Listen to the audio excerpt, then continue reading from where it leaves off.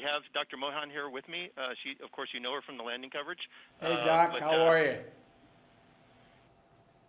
I'm doing very well, Mr. President. I just Thank want you you to know. for taking the time to speak with us. Are you kidding me? What an honor this is. This is an incredible honor, and it's amazing.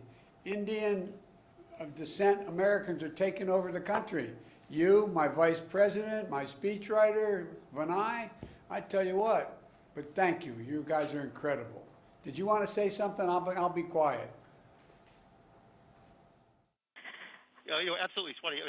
Tell us how you felt on landing day, and actually what path brought you to here at the lab. Absolutely. So my path actually started way back when I was a child watching my first episode of Star Trek.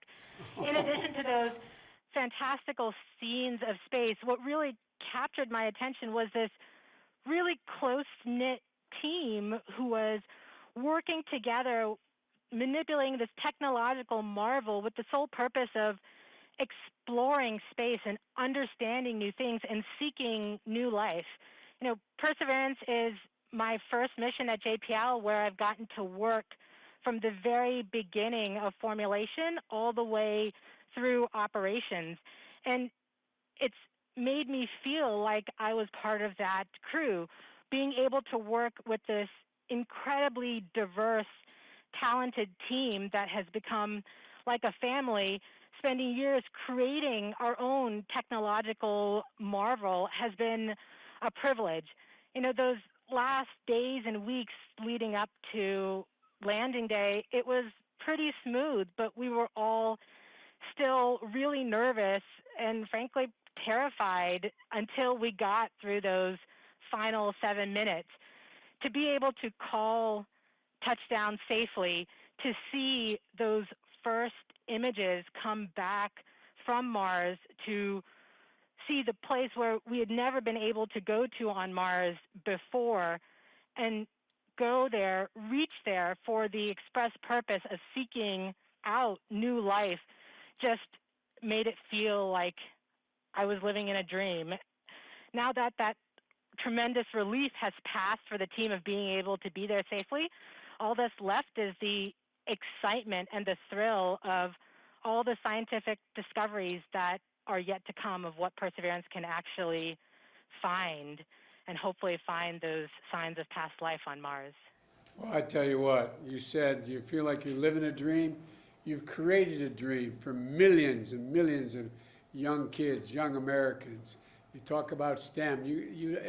Look, the thing that I found so exhilarating about this, you all did this, the whole team, the team I can see now, and the entire team at JPL. What you did, you restored a dose of confidence in the American people.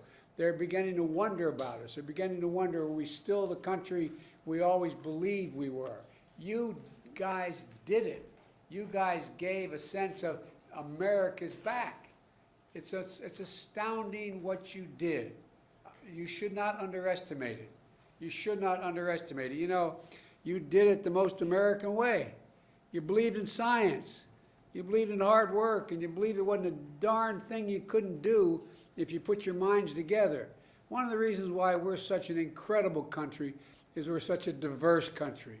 We bring the best out of every single solitary culture in the world, here in the United States of America. And we give people an opportunity to let their dreams run forward. And I can't tell you how much, everyone was so down the last years about, is America still the font of change, and are we still the country that has hopes and develops and pursues the most unlikely things to happen? And we are. And you all demonstrated it. I really mean this. It's so much bigger than landing Perseverance on Mars. It's about the American spirit. And you brought it back. You brought it back in a moment we so desperately needed. I was talking to a head of state who was calling me about congratulating me on becoming president. And then I later heard from another head of state saying, America's changed so much They used to be so competent to do great things, and here they can't even deal with the coronavirus. Look how badly organized they are. That was said by a head of state, and America's image in the world. And it matters. It matters because democracies have to demonstrate they can run as efficiently and more efficiently than autocracies. There's a big battle going on. Your kids are going to be studying about when democracy once again reestablished it could do anything, as opposed to autocracies that can just command things.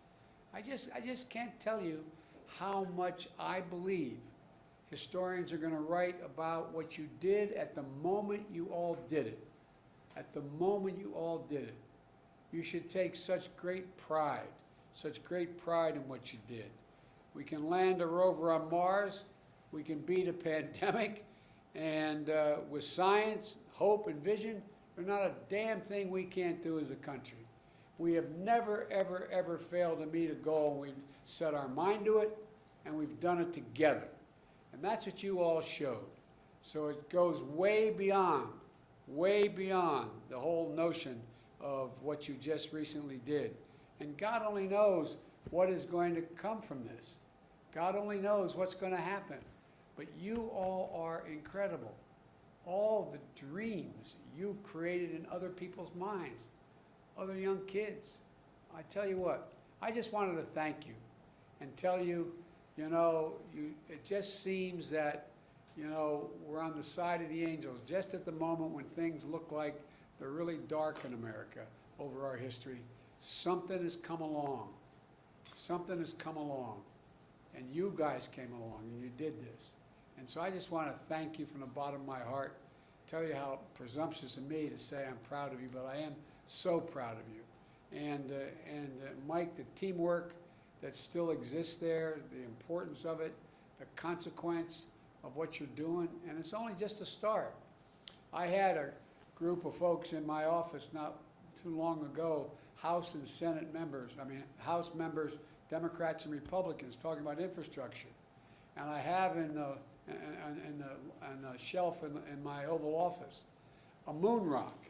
And they walked over and said, "This is actually a moon rock from the moon?"